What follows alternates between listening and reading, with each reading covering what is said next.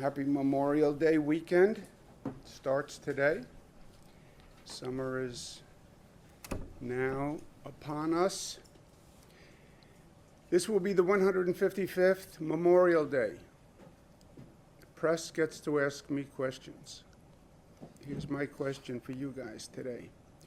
Where was the first officially recognized Memorial Day celebration? No answer. No answer. Let the record show there is not a single submission from the assembled press.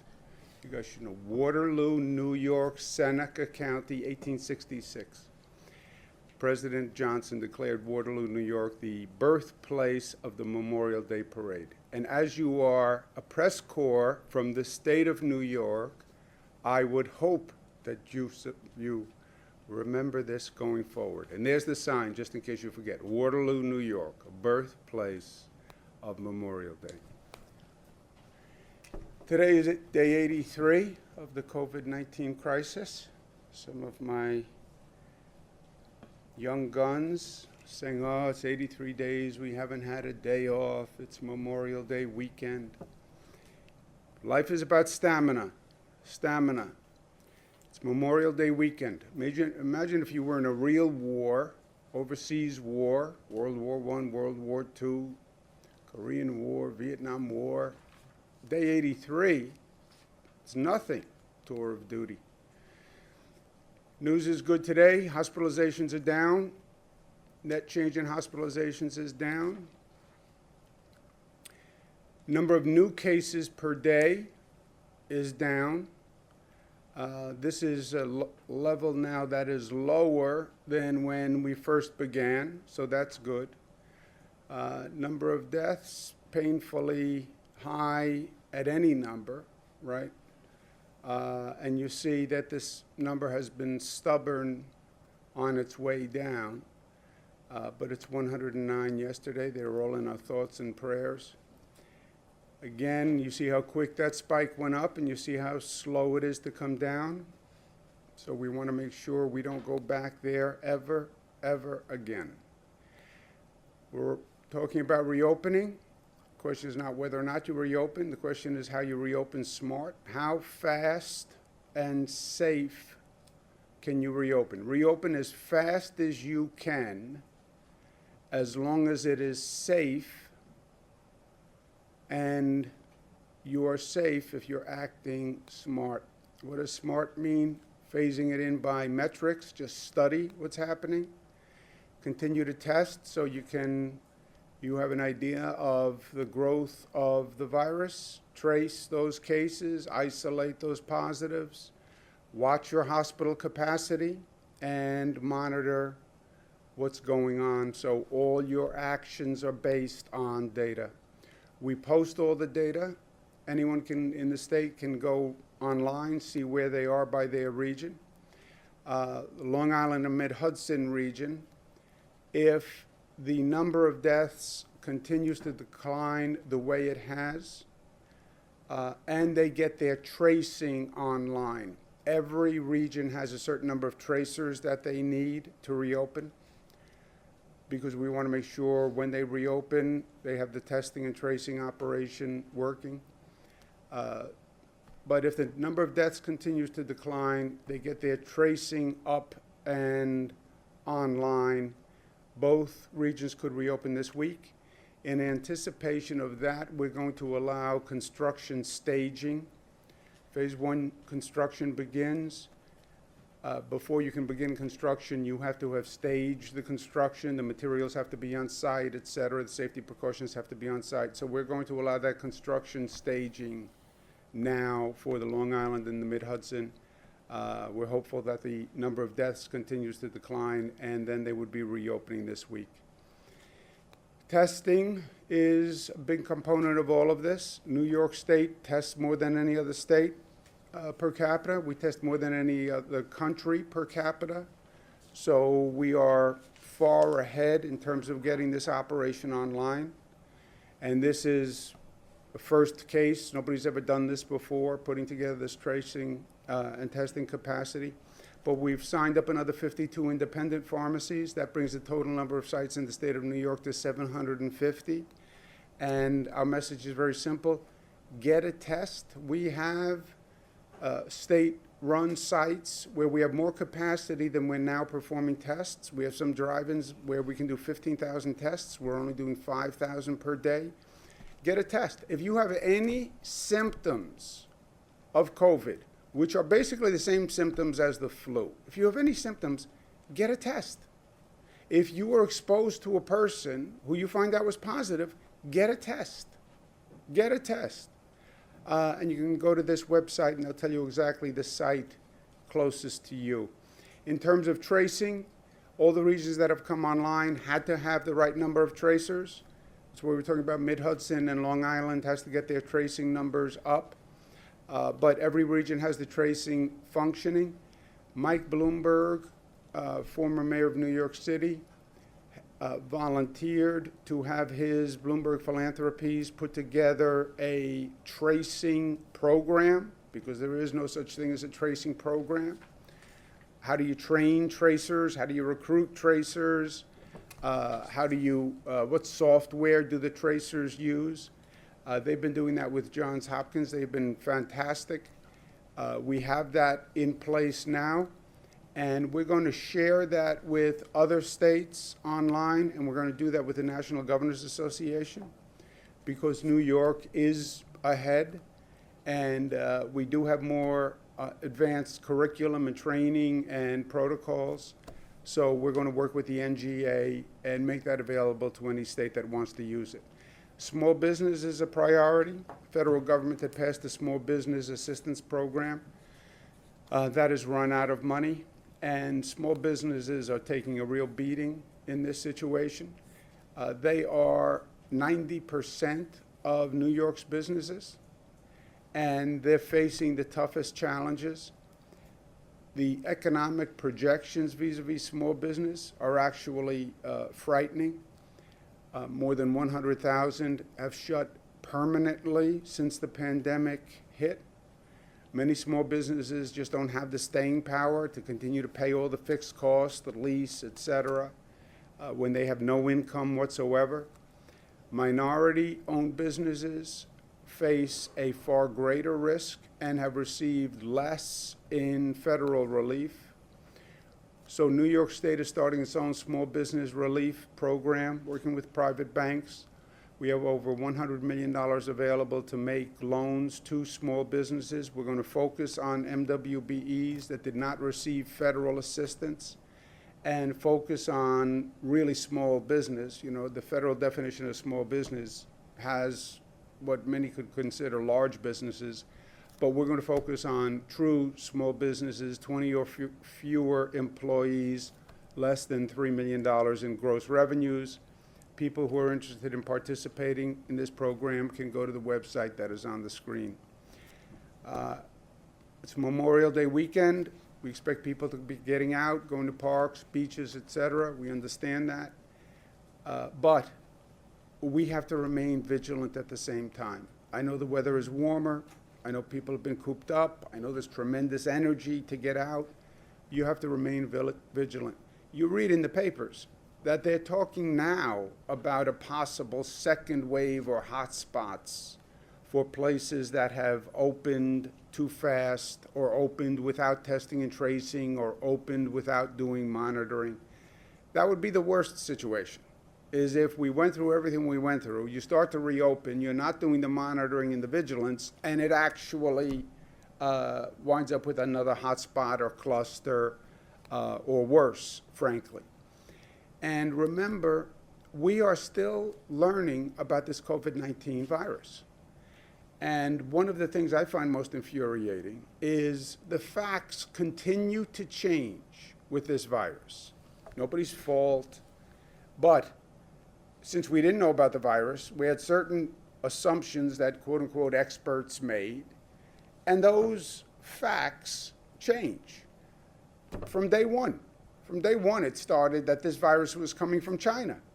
So everybody's looking to the West Coast from the West, and it turns out the virus came from the East, came from Europe, and it walked right through our airports, and nobody was screening, and no one was doing anything. And that it was not in March. It was coming here January, February, and March. Virus was here much sooner than anybody knew. Fact was, if you have the virus and you have the antibodies, then you're immune. So we can put together a workforce that can go back to work, people who had the virus and now have the antibodies. Now they're not so sure if you're immune if you have the antibodies. It started, children were not going to be affected by the coronavirus. Now we're not so sure that children aren't affected, and we're watching carefully this inflammatory syndrome that is starting to hit children who are COVID positive or have the antibodies for positive. Most recently, CDC says infected surfaces are not a major source of transmission. When we started, it was about infected surfaces, and you could get it from infected surfaces, and that was a major problem. We have a very aggressive disinfecting campaign going on across the state, public transit, etc. Now the CDC says that's not a major source. It's airborne. It's droplets. That's a major source. If the major source, if they're right, and the major transmission source is airborne, it takes you back to wear a mask. Wear a mask. And, this reminds me in some ways of the Education Week campaign we went through after we learned about the HIV virus and transmission of the HIV. And I remember how many times and how long we had to talk to people about wearing a prophylactic and how it could make the difference between life and death. The mask can make the difference between the life and death. I know it's a small thing, it's de minimis, it doesn't look like much. But if it's now primarily airborne, you know the mask works. How do you know the mask works? First responders have a lower infection rate than the general population. Nurses, doctors in emergency rooms have a lower infection rate than the general population. How can that possibly be? Because they wear the mask and they do the hand sanitizing. You feel out of control? You can't protect yourself? You can't protect your family? Yes, you can. That's what the mask does. You want to be in control of yourself? You want to greatly increase your odds? Wear the mask. By the way, I'm not just asking you, the mask is mandatory in public settings, public transportation, if you're in a taxi or an Uber, private carriers, or any time you are in public within 6 feet of another person. The mask is mandatory. It is not just a nice thing to do, a responsible thing to do, for citizen duty. It is mandatory that you wear the mask within 6 feet of another person in public. You don't have a right to infect another person. You don't. Look at the Constitution. Tell me where it says you have the right to infect another person. You don't. So, SMART, how do we reopen SMART? It's up to you. It's up to us. And that's both the beauty and the conundrum of this situation. It is wholly dependent on social action. Wholly dependent on social action. You tell me what people do, I will tell you the results. Period. Government can say whatever it wants. I can sit up here and say whatever I want. I can't control it. People can control it. May 5th, we announced a Wear a Mask in Public campaign, and we asked people to submit videos and we would pick the winner by vote of the people, and the winner would become a public service announcement. We had over 600 submissions for videos. We showed you the 5 finalists that are now open for voting. Here's another question for the astute press corps. The voting has been open for 2.5 days. You can go to a website now and you can vote. How many votes have been cast thus far on the website? How many people have gone to the website in 2.5 days, watched the videos, and voted for the best video? What's the number of people who went to the website in 2.5 days? Did you just say 600? No, I said there was 600. This is emblematic of my interaction with the press. I did not say that. I said 600 people submitted videos. Of the 600 submissions, 5 were picked as finalists. People could then vote on the 5 finalists. The question is, over 2.5 days, you're all political geniuses. Over 2.5 days, how many people do you think went to the website to vote for one of those 5 finalists? 50,000. 50? 5? Sif? I'll go with 25. 25? 65,000 people. Isn't that amazing? Zach wins.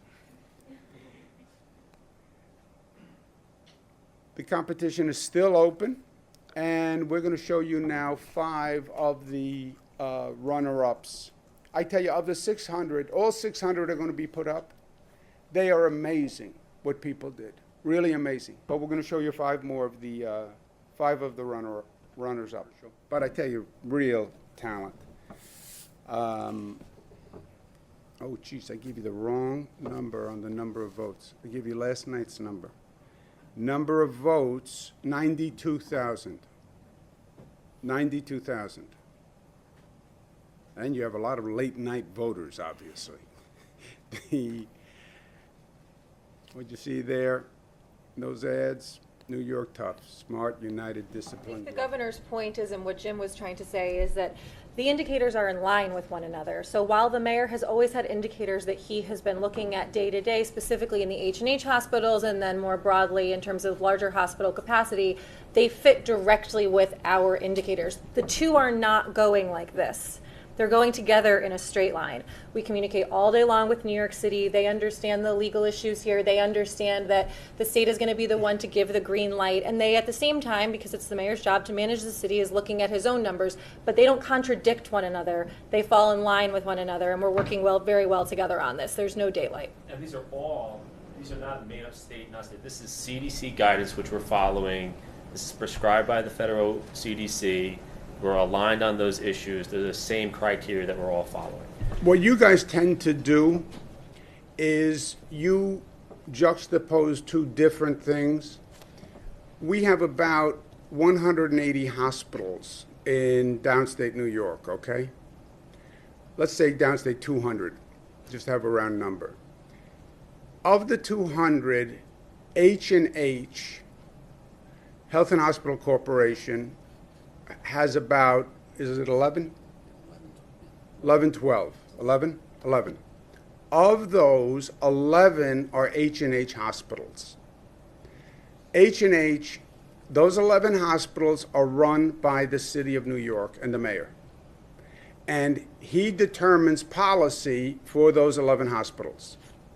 Elmhurst is one of those hospitals, etc. H&H is 11 of 200 hospitals. H&H and the policy of those hospitals is not a policy that covers all hospitals or all of New York City or all of downstate. It's only those 11 hospitals. So whatever the policy in those 11 hospitals, those H&H hospitals, that's up to the city. They are city-run hospitals. They're regulated by the state also, but they're city-run hospitals. But that is not a health policy that affects the 200 other hospitals or public health policy outside of those 11 hospitals. Do you know what I'm saying? the city often will make policy for those 11 hospitals,